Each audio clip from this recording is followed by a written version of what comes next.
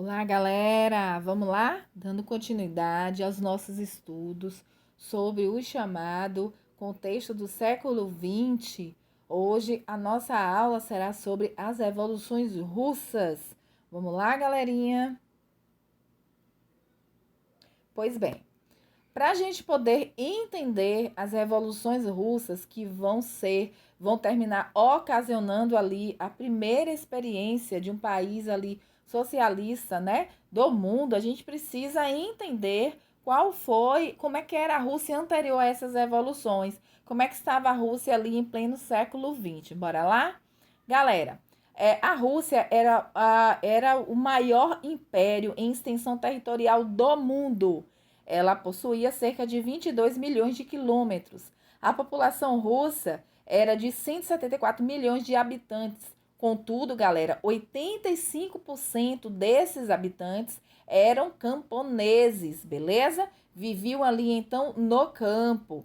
Em pleno século XX, pessoal, que a gente já está falando de Segunda Revolução Industrial, estamos falando ali de corrida imperialista, estamos aí em um contexto da Primeira Guerra Mundial. A Rússia ela se organizava ainda em uma população camponesa vivendo ainda em um modelo feudal ainda de desenvolvimento, tá certo? Era o país mais atrasado economicamente da Europa. Politicamente falando, a Rússia era governada pelos tradicionais czaristas, não é? Então tinha um governo czarista, para quem não sabe é como se chamam as monarquias na Rússia, e também com uma pegada ali teocrática, né? No momento ali das revoluções, o governo estava nas mãos do czar Nicolau II. Economicamente, a Rússia ela era agrária, né? Mas ainda, pessoal, detinha uma tecnologia muito feudal nessa produção agrícola. Havia uma pequena industrialização, contudo, as poucas indústrias que existiam na Rússia se concentravam nas cidades de São Petersburgo e em Moscou e estava sob o controle do capital estrangeiro, principalmente, galera, da Inglaterra. Tá certo, pessoal? Vamos ver agora, vamos analisar a Rússia czarista ali no contexto social, como é que a sociedade estava organizada. Como toda sociedade feudal, a gente percebe, né, que a Rússia ela era estamental e hierarquizada. No topo dessa sociedade estava a família imperial e os seus privilégios, seguidos dos poucos burgueses, dos militares, do clero e dos governantes. E abaixo, né, formando a maior parte da população, estavam os camponeses e operários. Aqui é uma charge que mostra pra gente como é que é essa situação, como é que é essa sociedade ali, qual que era a lógica dessa sociedade, né? Acima a gente tá vendo com um chicote ali, né? E com uma arma ensanguentada, nós temos quem? O czar Nicolau II, né? Porque essa arma dele ali está ensanguentada, representando então a forma violenta que o czar ali governava a Rússia. Seguida, abaixo deles, a gente tem ali quem? O clero, o segundo estado, a burguesia e o clero. Que clero é esse, Carlos? O clero ortodoxo, a Igreja Católica Ortodoxa, que validava ali, pessoal, o governo autoritário do czar. Abaixo a gente vai ter o que? Levando esse primeiro estado e segundo estado nas costas, a gente vai ter então o terceiro estado formado pelo povo, né? Pelos operários e pelos camponeses, como a charge mostra, um povo sofrido, judiado. Pois bem, galera, a gente percebe que a Rússia, pessoal, ali no século XX, estava sendo ali governada por um czar altamente autoritário, violento, censurador, né? Ele havia censurado todos os meios de comunicação, todas as formas de comunicação, seja ela escrita, seja ela noticiada, era controlada pelo próprio czar, né? Quais eram as forças que sustentavam então esse poder czarista, pessoal? Era sustentado em três alicerces, né? O exército, a igreja ortodoxa, como eu falei para vocês, e a chamada polícia política, que servia ali aos interesses do czar. Pois bem, Como a gente sabe, né, estamos no século XX, vários ideais, vários pensamentos revolucionários surgindo aí, né? Então a gente vai ver surgir movimentos que vão ali então enfrentar esse poder ali autoritário e violento do czar, né? A gente vai ver que a repressão, o desgoverno e o autoritarismo levaram ao surgimento de grupos clandestinos de resistência a essa e fazendo oposição a esse governo czarista, né? Eles vão ter como inspiração as conquistas sociais e políticas da Europa, de países europeus. E isso, pessoal, a partir disso a gente vai ver ser fundado em 1903 o POSDER, que é o Partido Operário Social Democrata Russo, né?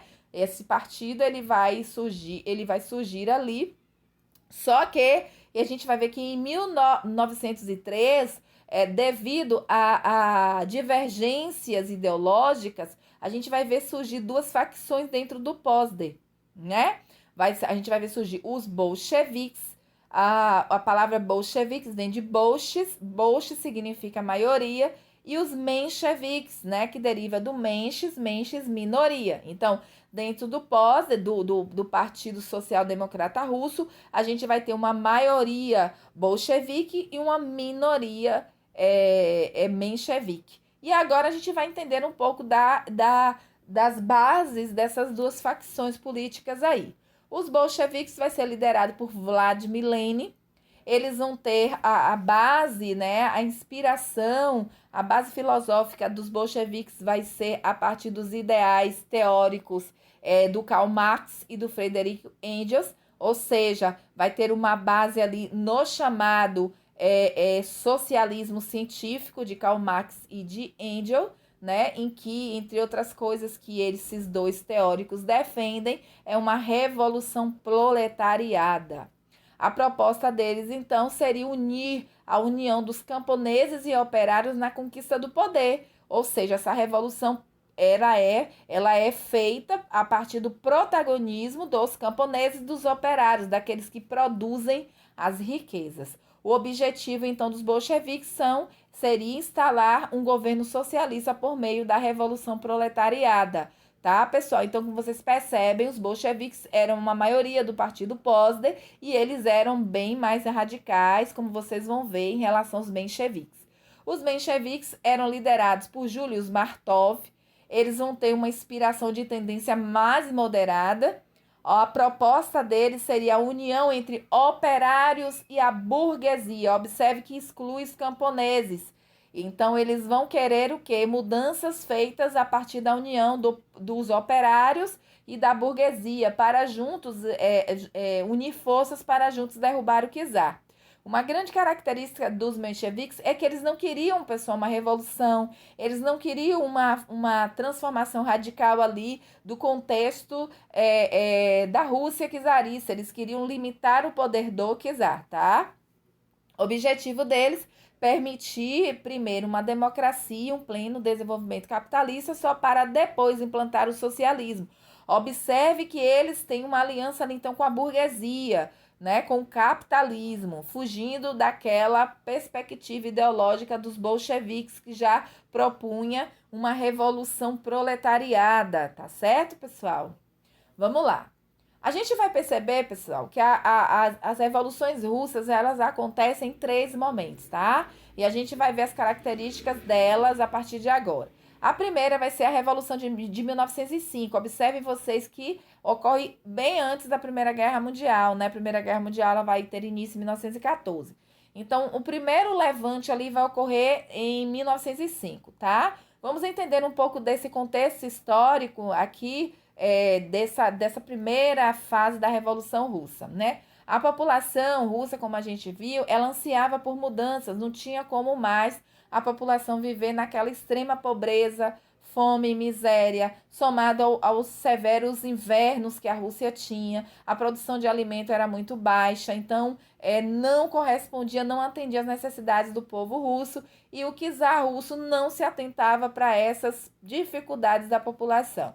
Em 1904 vai acontecer um fato histórico interessante, é quando a Rússia se envolve na guerra contra o Japão. A Rússia, pessoal, ela não só perde essa guerra, mas também ela consegue piorar ainda mais a situação econômica do povo russo, né? Isso vai gerar um descontentamento, vai gerar uma impopularidade ainda maior do czar russo, porque além de perder a guerra, levou a Rússia a uma condição econômica ainda muito pior. Diante disso, a gente vai ver começar a surgir greves e revoltas, né? E vai receber até o apoio de algumas partes da elite ali russa contra o czar. Em 1905, então, a galera, como forma de organizar ali as reivindicações do povo, é organizada em São Petersburgo uma passeata pacífica em um domingo, né? Uma passeata pacífica em frente ali ao castelo do czar. Essa passeata reuniu milhares de pessoas que pediam, olha só as reivindicações: redução da jornada de trabalho, salário mínimo, eleições e a criação de uma Assembleia Legislativa. E também exigiu que o czar convocasse a Duma. O que era a Duma? Duma era o nome dado ao parlamento russo, que não era convocado porque, como eu falei para vocês antes, o czar russo governava com totais poderes. Sabe como foi que o czar russo recebeu a população? A tiros, galera. Isso mesmo, a população desarmada, apenas entoando ali suas reivindicações, eles vão acabar. O czar russo autoriza que a guarda abrisse os portões do castelo e metralhasse as pessoas que ali estavam, morrendo crianças, mulheres e idosos desarmados, né?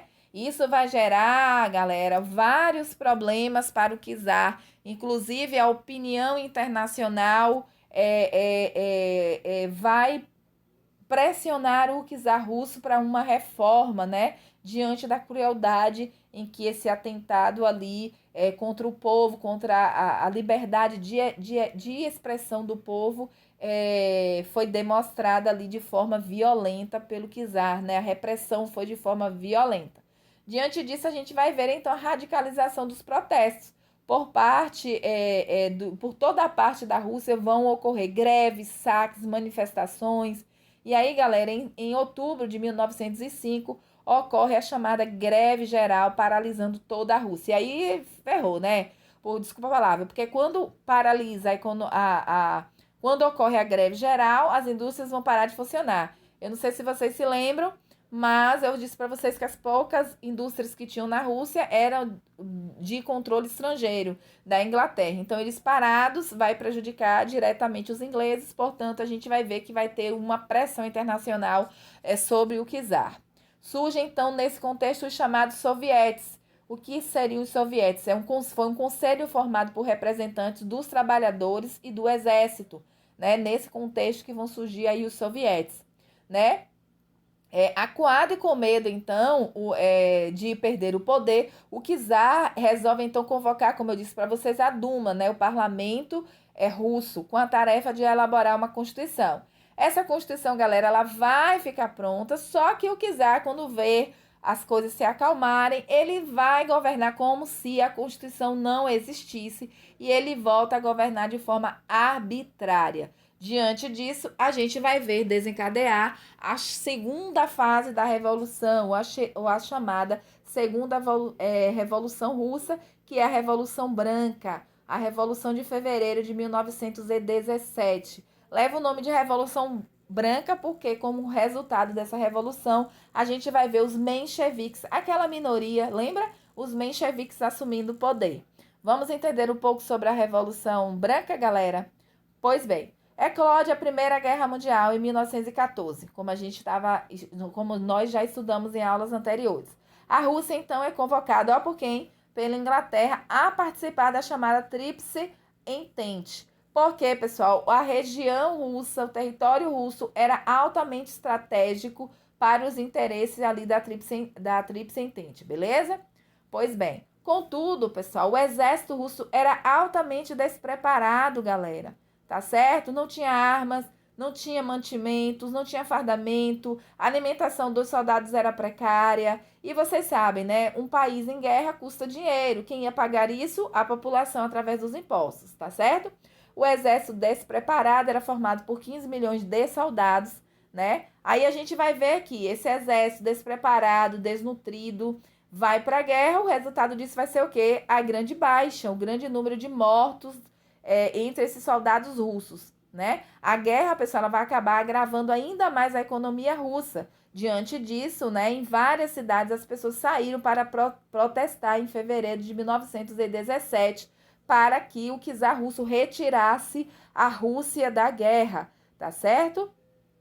Então a gente vai ver vários movimentos de resistência, a ida dos soldados para a guerra, inclusive também a resistência da marinha russa, em que a gente vai ver a rebelião dos marinheiros se negando a ir para a guerra, né? E aí, como consequência disso, né, o czar vai se sentir isolado, ele acaba renunciando ao governo, e a partir de então é instalado um governo provisório sob o comando do quem? Dos mencheviques, galera, né? E a gente vai ver que os mencheviques, ó, pessoal, comeu um pouquinho aqui o rodapézinho, mas aí eu vou falando para vocês, tá? Os mencheviques então assumem o poder, beleza? Vamos analisar o governo dos mencheviques, que vai durar pouquinho tempo, vocês vão ver. Bom, esse governo vai ter um caráter conservador e liberal, como a gente viu, né? A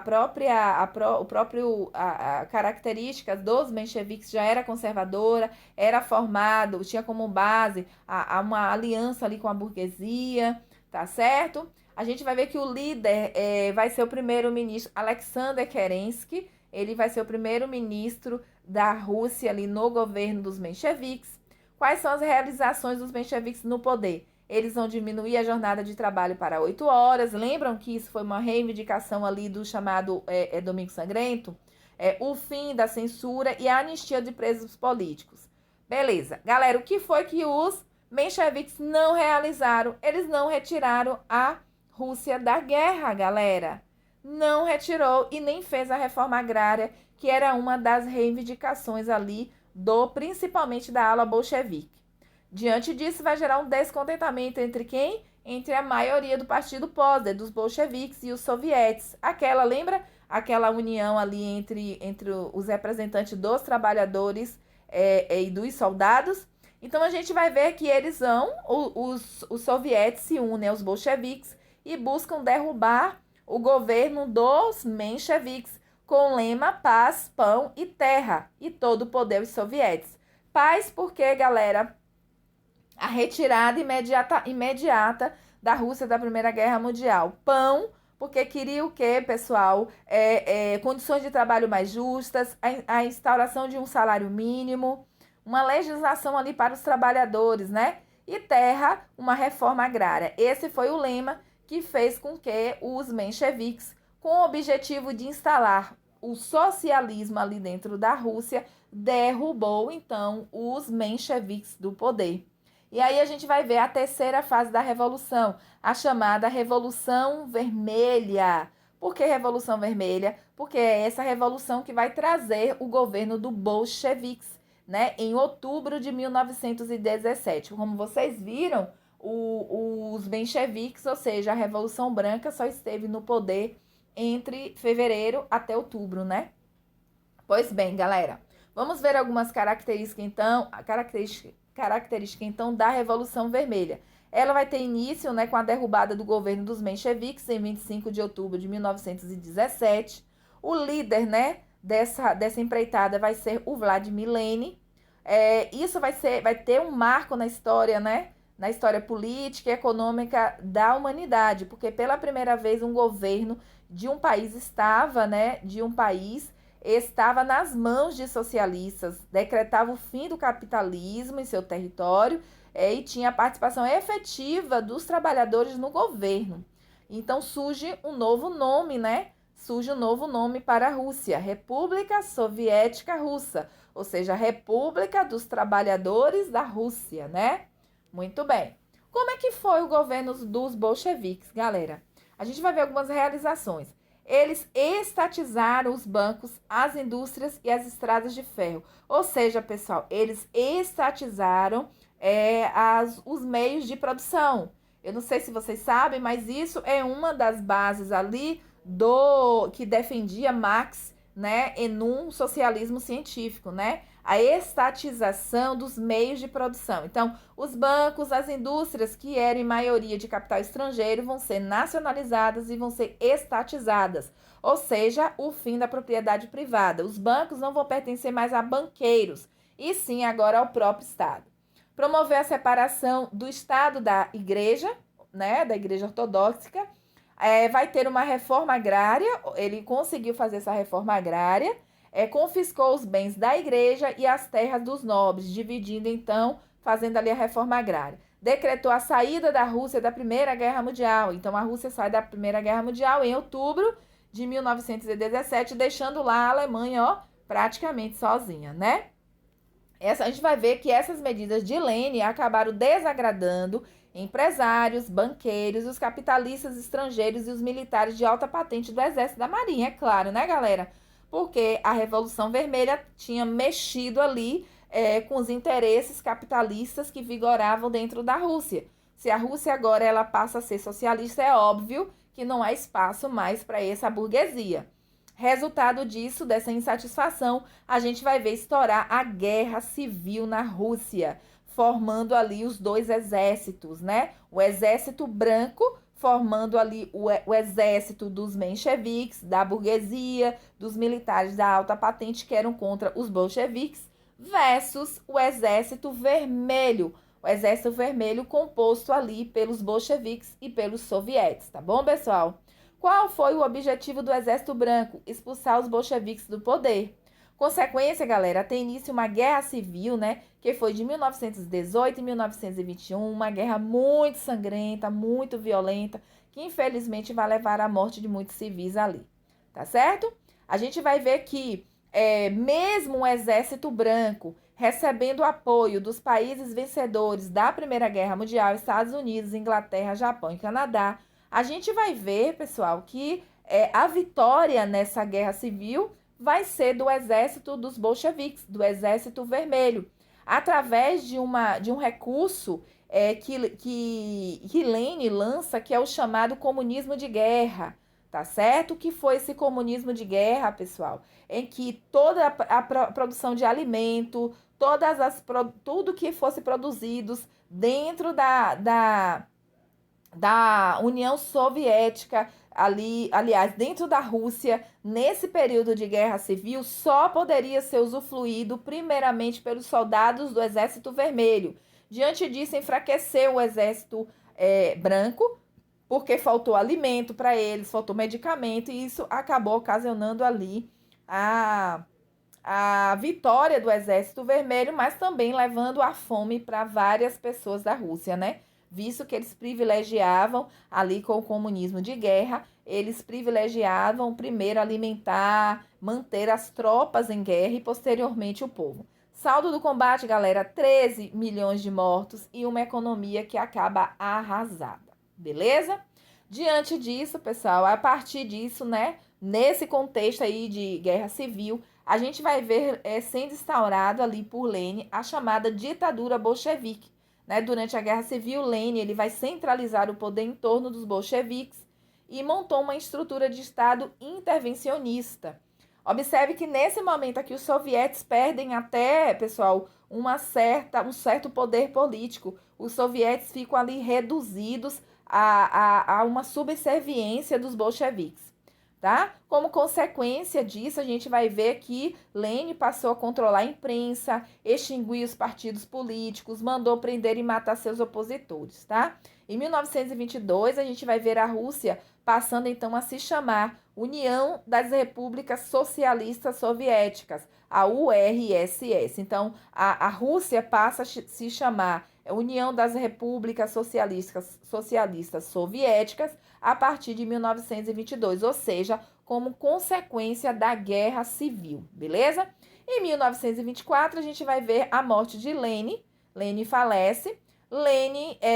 Então, pessoal, Lenin escreve uma carta para os líderes da Revolução Bolcheviques, pedindo, né, quando ele estava ali ainda doente, pedindo que o Trotsky o sucedesse, né? Só que essa carta nunca vai chegar nas mãos dos líderes dos bolcheviques.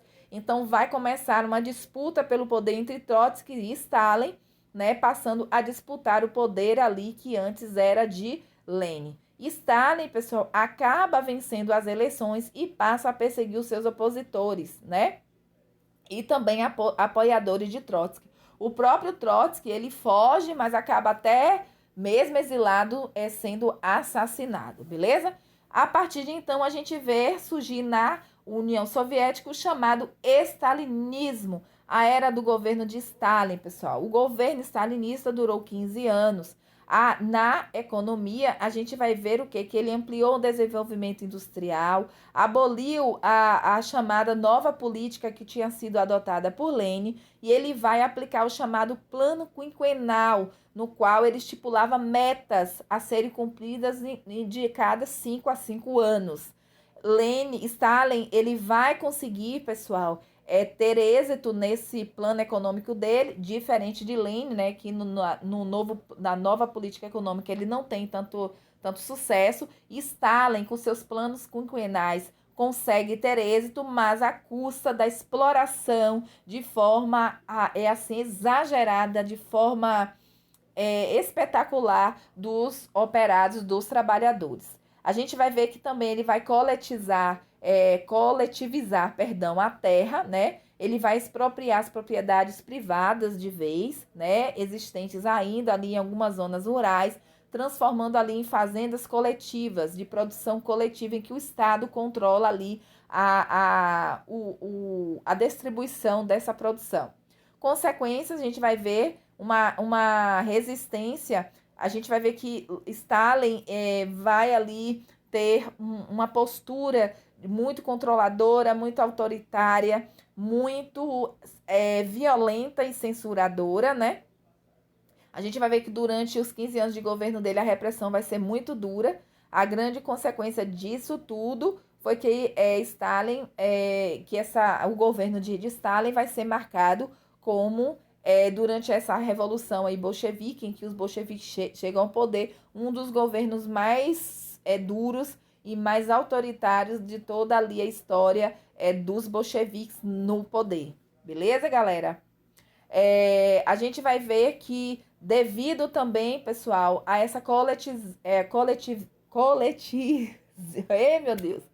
Devido a esse programa em que ele coletizou. Eita, gente, não vai sair, viu?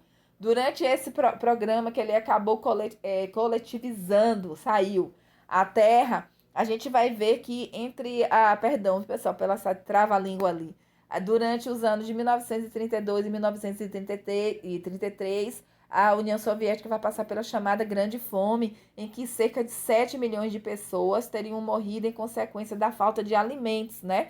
Por conta dessa prática dele econômica aí que a gente vai ver, né?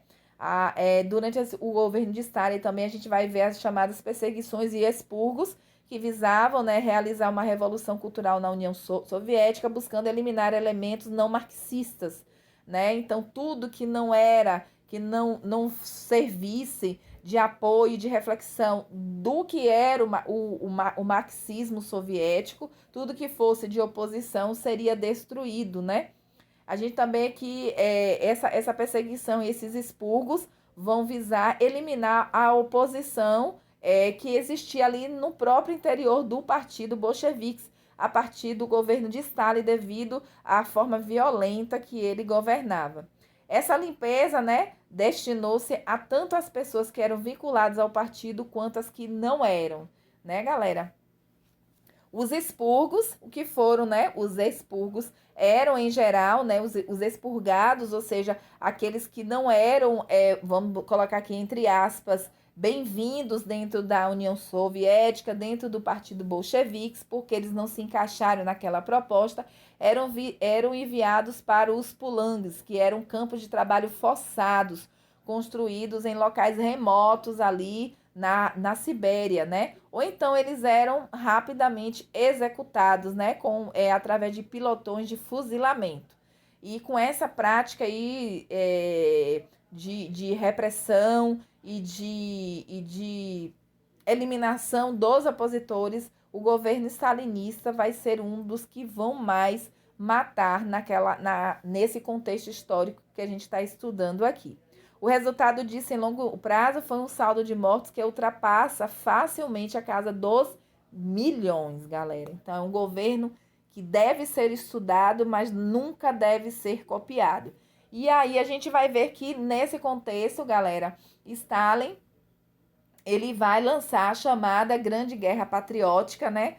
Onde foram as batalhas e táticas de guerra que davam a vitória ao exército da União Soviética sobre o exército nazista durante a Segunda Guerra Mundial. A gente vai ver que quando inicia a Segunda Guerra Mundial, antes, né, de se iniciarem os confrontos, os embates, vai haver um pacto de não agressão entre Hitler e Stalin, em que durante esse pacto teria deveria vigorar por 10 anos, é o pacto, né, germânico-soviético de não agressão por 10 anos, em que Stalin se comprometeu, caso começasse uma guerra, a se manter neutro durante 10 anos, e Hitler, durante 10 anos, caso se iniciasse uma guerra, não invadir o território da União Soviética. A gente vai ver lá, quando estudarmos a Segunda Guerra Mundial, que Hitler vai descumprir esse acordo, ocasionando então a entrada da União Soviética na guerra do lado ali da Inglaterra e da França. Beleza, pessoal? Do lado ali dos aliados. Em 22 de junho de 1941, mais de 3 milhões de soldados nazistas cruzaram a fronteira para iniciar a chamada conquista da União Soviética, né? Quando então os nazistas vão invadir a União Soviética, eles vão encontrar uma ação desmobilizante. É a chamada tática que a Rússia vai, no contexto da Segunda Guerra Mundial, a Rússia vai adotar, que é a tática da terra arrasada. Não vou entrar muito em detalhes disso aqui não, porque é em um contexto de Segunda Guerra, e aí a gente vai fazer um estudo mais aprofundado lá na frente.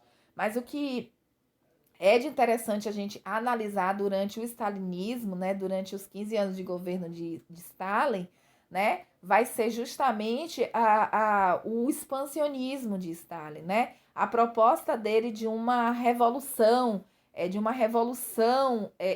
socialista. Então, e isso vai ser mal recebido lá no Ocidente, pelos europeus e pelos Estados Unidos, porque o comunismo defendido por Stalin tinha como base o quê? O fim da propriedade privada, a reforma agrária, a estatização dos modos de produção. Tudo isso, então, pessoal, ia de encontro aos interesses capitalistas ali daqueles países. Por isso que a gente vai ver ali o nazismo e o fascismo tendo como principal característica o anticomunismo soviético.